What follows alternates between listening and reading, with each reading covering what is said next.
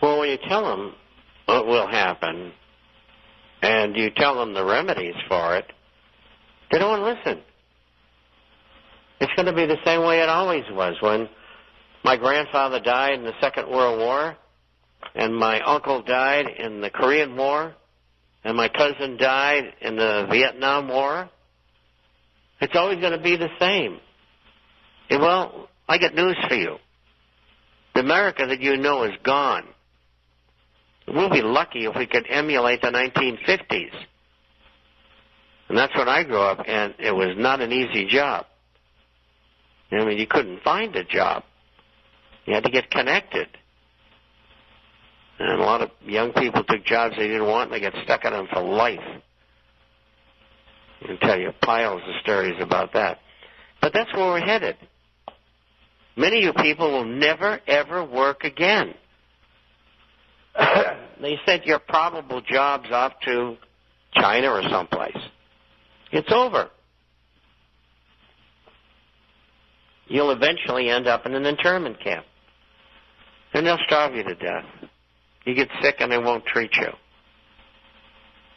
You know, your people just don't get it. These people are playing for everything. They want to win and enslave you. Those of you who are young and not ill. Just like in ancient Egypt and in Rome, they did the same thing. So that's where we're headed. I hope that a year from November that Ron Paul can get elected with people like him in office, and then maybe we can make some changes. But in lieu of that, and if that doesn't exist, because he doesn't win, your goose is cooked. And you either stay and live like an animal or get out of the country. Because that's how bad it's going to get. You haven't seen wage and price controls yet. You haven't seen the blocking of currencies. You haven't seen government prying into every corner of your life. It's awful.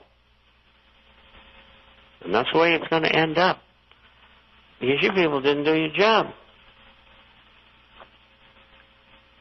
All those people who died in all those wars died for absolutely nothing.